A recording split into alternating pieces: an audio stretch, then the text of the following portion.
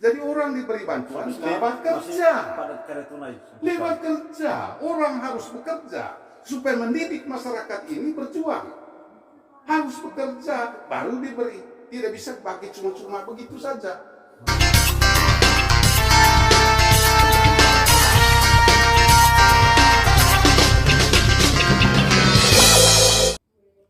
Halo, selamat sore untuk kita semua para pendengar.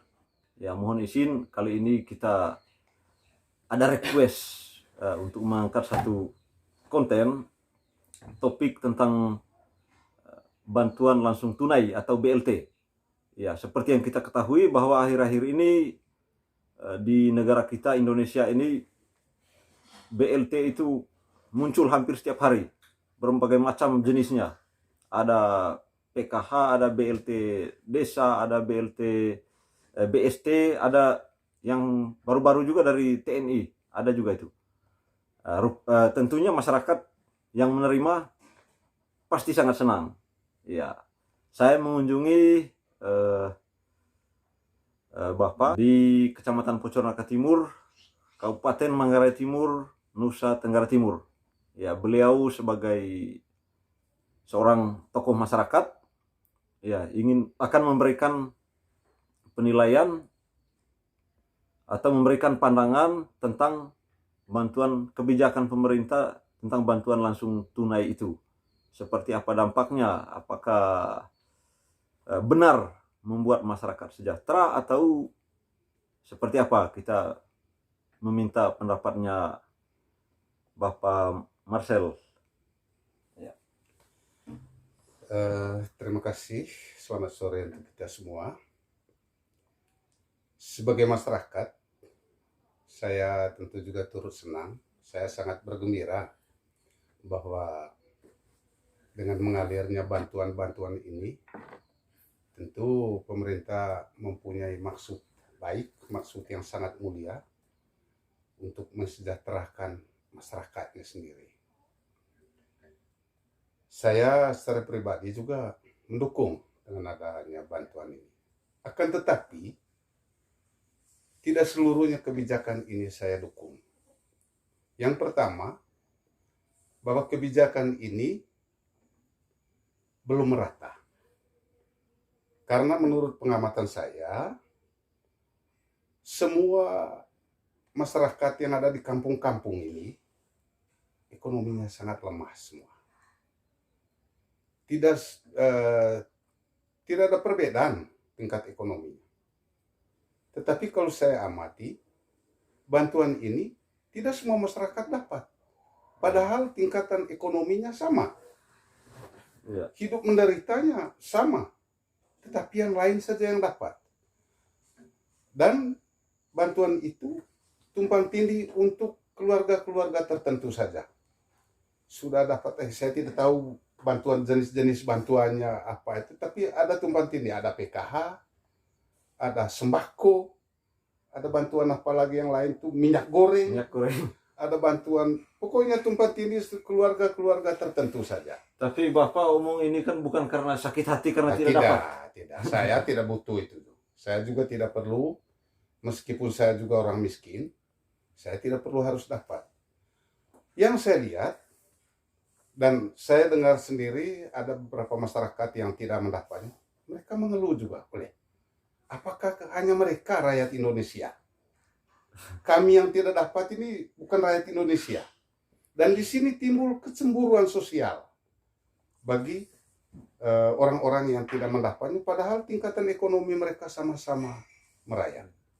Itu yang pertama, timbul kecemburuan sosial dan terjadi tumpang tindihnya itu bantuan-bantuan sosial pada orang-orang yang tertentu saja.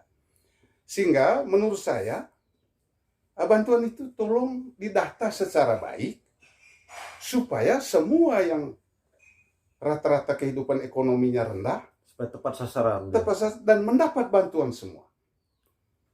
Belum lagi saya singgung tentang penggunaan uang itu. Ya. Kalau saya lihat dari uang-uang yang ada itu, ya sasarannya juga tidak terlalu tepat dalam soal belanjanya. Yang katanya PKH, program keluarga harapan itu, yang barangkali uangnya untuk anak sekolah, ternyata ada salah guna juga. Dibelikan alat dapur, dibelikan perhiasan dan lain sebagainya. Ini juga, tapi ini kita tidak terlalu tidak terlalu konsen soal itu, soal penggunaannya. Ini juga mungkin ini perlu pengawasan secara baik juga supaya penggunaan uang itu tepat guna. Ya, itu ya yang Kalau ya, bantuan minyak goreng ya pakai untuk beli minyak goreng. pakailah untuk beli minyak goreng. Jangan minyak goreng digunakan untuk beli emas, beli Shopee. Itu tidak bisa begitu. Ya, Shopee itu ada minuman khas di NTT ini yang menyebabkan kepala terasa segar katanya, begitu. Ya, jadi itu timbul kecemburuan sosial karena kurang meratanya kepada semua keluarga yang benar-benar membutuhkan. Ya, kalau Bapak lihat ini kan bantuan sudah lama tuh dari era Presiden Soeharto dulu BLT. ya, dari zaman IDT sampai zaman sekarang ini BLT Pak Jokowi sekarang.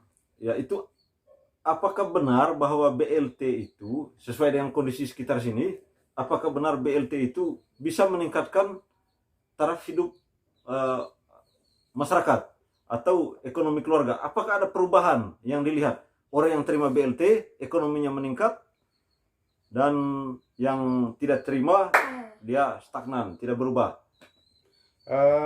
Kalau sejauh pengamatan saya malah terbalik. Yang dapat BLT ini menjadi dimanjakan karena tidak mendorong mereka untuk berjuang, untuk berusaha. Tunggu saja. Bahkan ada istilah dari penerima bantuan itu secara cuma-cuma, saya punya hanya 900 saja. Seolah-olah itu hasil keringatnya. Padahal itu bantuan cuma-cuma. Ya. Sehingga kalau saya lihat tentang perubahan dalam keluarga tidak nampak. Sama saja antara orang yang dapat dan malah orang yang tidak dapat itu dia lebih ekstra keras berjuang untuk memperoleh penghasilan.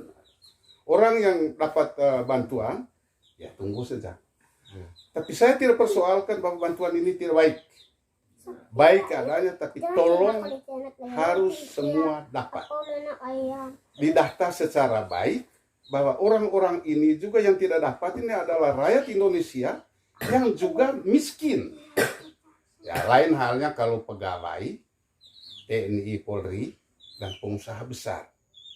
Jadi ini mungkin di mana letak kelemahannya? Barangkali soal pendataan. Soal perubahan di dalam karena mereka yang dapat bantuan itu bahwa ada peningkatan. Nah, saya kurang melihat itu. Saya sendiri juga seperti itu. Saya melihatnya tidak ada dampak yang signifikan dari orang-orang yang menerima BLT ini, karena data menunjukkan setiap tahun bukannya berkurang malah bertambah penerima BLT itu. Ya, terkait dengan kebijakan BLT ini, saya juga punya kritik kepada pemerintah ini, di mana ya kalau dilihat kan yang terima BLT rata-rata petani, pedagang, atau masyarakat awam.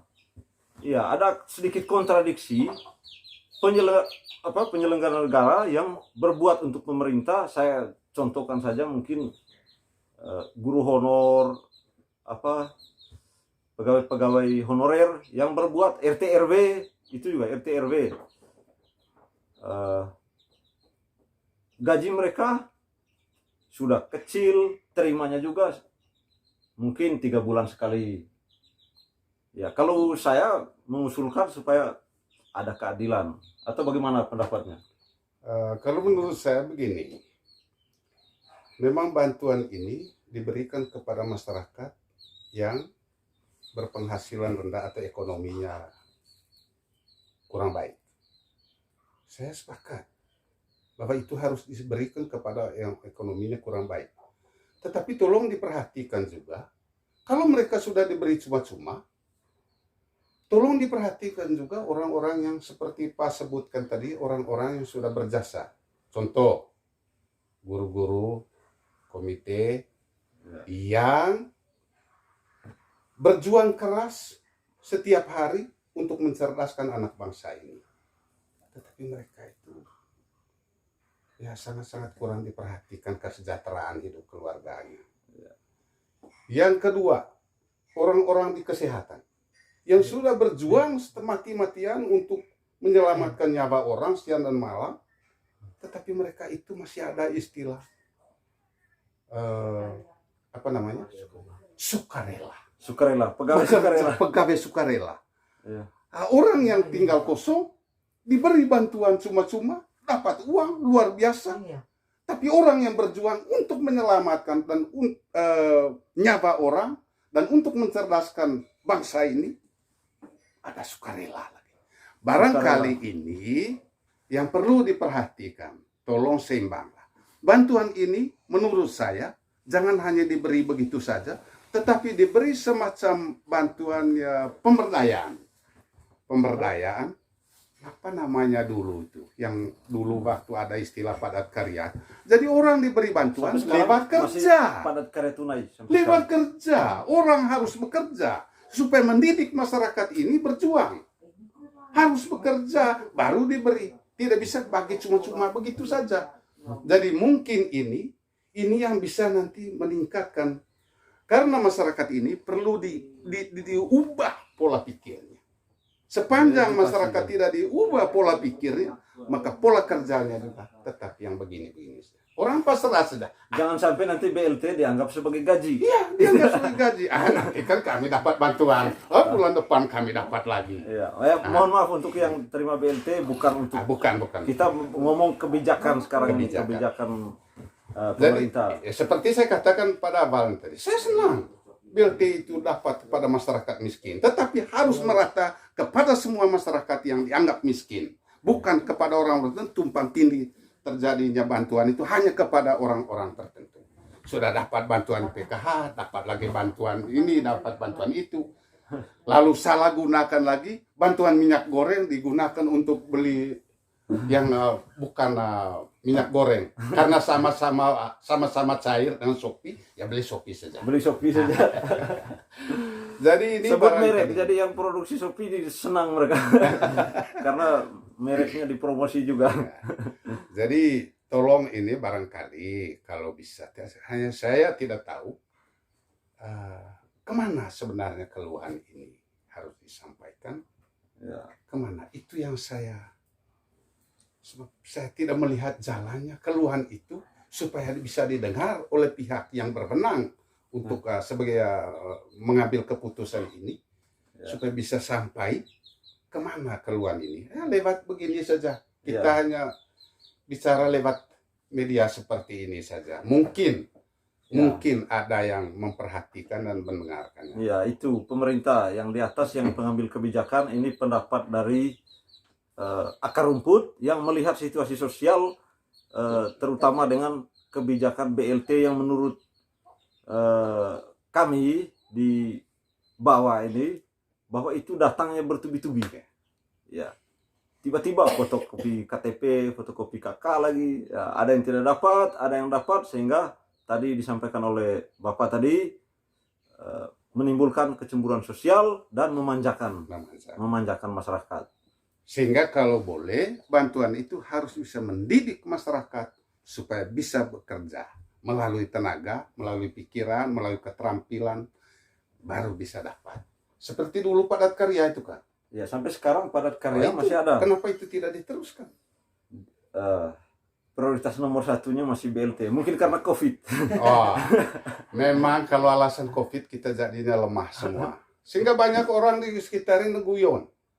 Mereka berdoa, ya Kofi tolong umurmu semakin panjang. Jangan cepat berhenti supaya kami tetap dapat bantuan. Berharap ini orang guyon. Orang guyon. Ya, itu sudah jadi muncul. bisa kok satu keluarga bisa dapat 4 jenis bantuan, 3 jenis bantuan. Ada yang lain tidak dapat sama sekali. Miskinnya sama. Bahkan yang tidak dapat itu lebih miskin. Jadi tolong ini didaftar, tidak tahu siapa yang mendaftarkan ini, tolong ini dibuat data secara akurat, karena semua masyarakat Indonesia yang saya lihat, ya semuanya sekarang Ekonominya lagi setengah mati. Lagi setengah mati. Kecuali yang masih baik sedikit itu yang TNI, Polri, pegawai dan lain sebagainya. Itu masih lebih baik lah dengan Ya, pengusaha. sebenarnya tidak ada yang bagus sih, karena walaupun gajinya stabil, tapi harga juga sekarang mulai naik. Gara-gara minyak goreng naik, ini bensin eceran sudah naik juga. Terima kasih atas perhatiannya. Terima kasih Terima kasih. Bapak. Ini saya punya Bapak. Ya, saya daripada jauh-jauh cari konten, saya meminta pendapat Bapak saya sendiri. Ya, terima kasih. Selamat sore. Assalamualaikum warahmatullahi wabarakatuh. Terima kasih.